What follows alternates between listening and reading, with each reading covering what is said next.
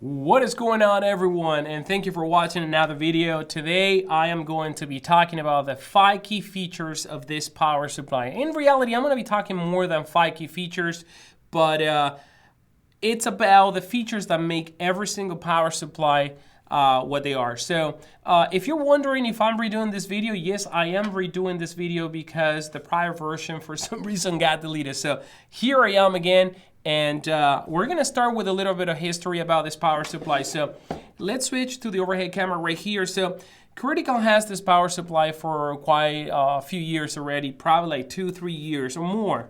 I don't recall. But we've been using these power supplies at the shop because it is, number one, very reliable. They are very light. And also they give you all kinds of readouts. So as you guys can see right here, this power supply gives you the ability of tell you the voltage, the hertz of the speed of the machine, the duty cycle, the STL. That STL is kind of like Critical's own version of follow through. If you're familiar with the Icon power supply, they call it follow through, and the follow through apply mainly for coil machines, and it relates to the time the machine is on and off, the actual circuit of the armature bar on and off. And the amps, of course, is the amps the unit is drawing. You know, in this case, the power. In this case, the tattoo machine. So this is what makes this power supply so unique among all the other Critical power supplies. The AtomX, which is the latest release, does not have any of the other readouts other than the volt. So with that said, let's talk a little bit about the Critical CX2 features. This is a much more bigger shape than this one. It features the up and down system control where, you know, if you press up, you will go up in volts. And I'm actually going to show you right now. I am going to plug this tattoo machine right here. It has the built-in on-off switch right here. So as you go up, the volts go up. And as you go down, the volts go down. Also has a rapid increment. So if you hold, it's going to go up faster or down faster as well by pressing the up or down button. Another thing that they have in this power supplies, and by the way, this control system is the same on both power supplies. So another thing that these power supplies have, they have 2 banks. So a right is a bank, and the left is a bank, and the right is also another bank. They call it liner and shader, but in reality, you can plug liner or shader in either or bank. So the way that you use these banks is very simple. So for example, right now I am at 9.5 volts, and if I would want to record that setting, I will hold for a couple of seconds, and I'll be recording the volts right there. Now, if I want to record, let's say this one in 7.8, I would do that. There you go, and it recorded the 7.8. So I don't know if you saw that when I kept on pressing this one, it actually prompted me to another screen. And I'm going to show you what that is. That actually is a way to toggle among different displays options. So let's go back here and I'll show you. So if you continue pressing, not only you're going to record the volts, but you're also going to toggle in different screens. So right here, we are in the volt and decision and run mode. So basically, what it's telling you is that it's counting the amount of time the machine is on versus the machine is off. And I believe there's a little bit more here going on. I haven't messed around with this so much because I don't really use that. But it's that one there. Then you have, if you keep pressing, you toggle to the volts screen where you're only going to see the volts. And you see the little 1 in arrow is telling you which bank it is. If you continue pressing, then you go to... I don't know why I went to the same screen. If you continue pressing, then you go to what I call the expert mode. Expert mode because you get in a bunch of readouts as the machine runs. As you can see, you have right here. Let me zoom in so you guys can see a little bit better. There you go. So, and let me flip the power supply if I can. I can't. So, as you see, you have the volts right here. You have the hertz that basically is telling you the speed of the machine. This apply a lot better for coil machines. Then you have the duty, which is another readout that is more suitable for coil machines. But again, you can see here the duty cycle is 34, 54. One of the things that I realized is that this type of readouts that actually apply for coil tattoo machines, they're not very accurate for rotary tattoo machines. So If you have a rotary tattoo machine, you can ignore almost all these readouts aside from the voltage and the amps. The amps is something that you're going to be able to use because it tells you how much amperage the motor is drawing. So for example, right now I'm putting my thumb in there and you can see how the amps start spiking up. So that's that. So if you are a coil tattoo machine artist and you're considering getting a power supply that is going to suit you best for both, well then the CX2 is the power supply to get because you're going to get all the readouts that are going to help you tune your coil machine. They're also going to allow you to run a rotary tattoo machine. Now, if you don't care about none of those features, then the CX2 is a better choice, and we're going to start talking about all the features about the CX2. So the 5 key features of the CX2, well, number one, the shape, form, and factor of this power supply. This power supply is very, very small. Let me turn it on. There you go. It's very, very small. You know, if you compare the palm of my hand right here, it's very tiny, you know, compared to this other one right here. What else? The readouts. This one has a readout, but it only shows you the volts. So like I mentioned before, if you're going to be a rotary, this is going to be more than enough. And not only that, they also show you this color theme that they also carried out from the Atom, the first version of this power supply, which is not here, but it's the one with a knob only that doesn't have any number readout.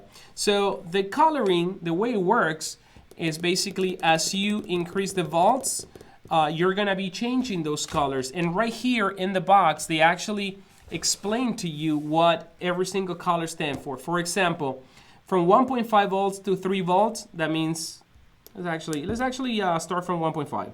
So I'll show you guys the range. So if we go from 1.5, we are going to see the blue color, and that color is going to remain until the 3 volts. There you go. See, 3 volts is blue, and the moment I hit, I'm sorry, 2.9. 2.9 is blue, and the moment it hits the 3 volts, it jumps to the light blue color. Now, from 3 to 5 is going to show me the same color, and then you have the green, you have the purple, you have the pink, you have the yellow, and you have the red. Now, do I care about this? Well, I mean, that's personal, you know, because I literally don't even look at numbers when I use my tattoo machine. So this is going to be something that you have to judge if it's important to have the colors and stuff like that. There's probably a way to turn them off, if I'm not mistaken. I'm not sure, don't quote me on that. I haven't figured it out yet because I've been using this power supply for a couple of days only. I did a couple of tattoos with this power supply. I messed around, and I think I actually played with everything, but there's got to be a way to turn off the lights. And if not, they should put the option there. Okay, so that is that. Now, what else? We have an onboard on and off switch. That is something really, really cool because this power supply is so ideal for traveling that, you know, it's very, very small. So if you want to just pick it up, you don't have to worry about the foot switch because you have the on and off right here built in the power supply. And you may think that is something so simple, right? It's so stupid. But you know what? There are a lot of power supplies that don't have that feature. And sometimes when I have to borrow a power supply or I use someone else's power supply and I don't see that feature, it kind of bothers me because I got so used to that feature. So it is there in this power supply, and you're also going to find it in the CX2 as well. What else? And one of the features that I think is incredible about this power supply, and you know, other power supplies share the same geometry design aspect, is that the transformer, the actual power source, the brick, is external. So what that means is that if that transformer goes bad, you don't have to part ways with your power supply. You can just buy the replacement, or if it's under warranty, the manufacturer can send you the new power supply. Or if you have other power supplies, like I have right here, I can simply unplug this one and take the cord from this one and plug it right here. So boom, I have you know, options right there. And I'm telling you this because that happened to me one time that I was tattooing. Something happened with the power source, the power brick, and I just simply got another power source that I had laying around from another power supply. So that's that. Now, we have additional features that I consider make this power supply also a little bit unique and very, very useful. One of the things that I like about the features of this power supply is that all these things that I'm mentioning are useful feature. It's not novelty or something that is there but you don't find it very useful. I think that all the features that is stacked in this power supply are very, very useful. And this is the additional feature. Number one, we have a magnetic base right here. Let me just show you guys. So these four guys right here are magnets. See? So you can mount this in any metallic surface, you know, well, in any ferrous metallic surface. If you have pure straight stainless steel, it's non-ferrous, so it's not gonna stick, but there is a grade of stainless steel that sticks. For example, knives and stuff like that, and countertops are made out of the stainless steel that's ferrous. So it's not gonna stick on aluminum, so it's not gonna stick on anything that is not ferrous, but it is going to stick in a craft band, for example, or an armrest, or maybe the chair that has some metallic place somewhere. So that is very, very useful. What else? The other thing, this power supply, because it's so small, it's very, very easy to barrier protect. You can simply put a little bit of the film, cut a strip of film, put it in there, and that's it. Or you can use saran wrap. Very, very simple to bag. The other feature is that this one has a membrane right here, has a an anti-skid pad, right? And you mean like, okay, well, that's normal. I mean, it's not normal because this one doesn't have it. And it happens all the time, and you guys have seen it in some videos here, that this one moves around as I move the cable accidentally. So this one, this is not gonna happen with this one because it has a very nice rubbery bottom right here that ensures that the power supply stays on the table. So, you know, a little detail right there, but those details become useful when you least expect them. So what else? And well, and the other feature, I think, you know, the fact that they decided to throw those colors in there. I mean, it's kind of nice, you know. It's just I don't know if it's useful or not, but it's a feature that is right there that I like. I mean, I enjoy it. You know, you just go up and down and you see that thing turning different colors. Colorful life, happy life. So at a glance, these are the main differences between the two power supplies. This one gives you, the CX2 gives you a bunch of options that you can use for coils or rotary tattoo machines. Now, one thing that you guys are gonna notice is that this screen versus this screen, this one's a lot dimmer than this one. This is a lot brighter.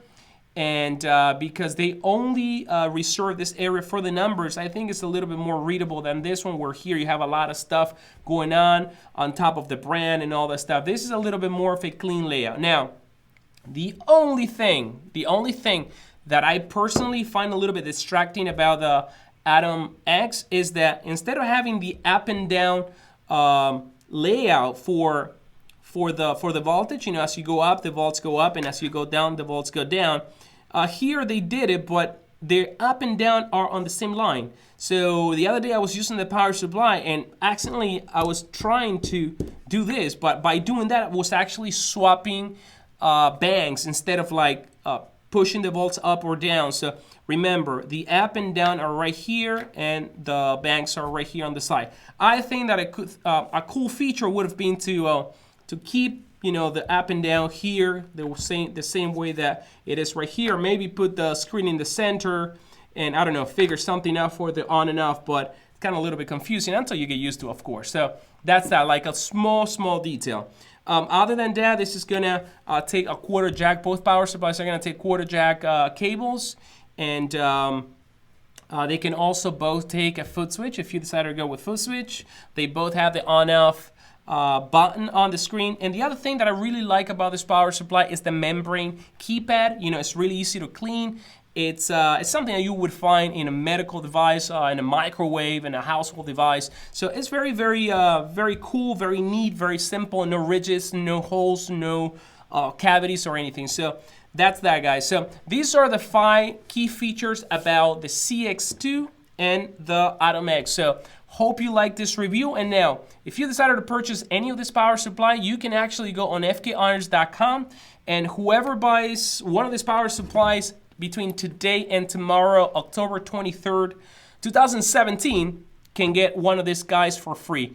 An RCA for free, the Dark Lab RCA for free. All you have to do, write a note in your description if you buy a power supply and put, I want my free RCA cable, and we're gonna do it only between today and tomorrow, okay? So if you're watching this video after the October 23rd, 2017, that deal is not gonna be there. So guys, thank you for watching this video. Sorry I have to redo this video, and remember, I am going to be doing more videos like this one because Dark Lab Tattoo Supply is kicking off, and I am going to be reviewing all the products that we carry. I'm going to be using all the products that we carry, and a lot of the guys from the pro team are going to be using those products and sharing their experience. So thank you for watching this video, guys, and I'll see you again next Sunday with another exciting video. See you guys then.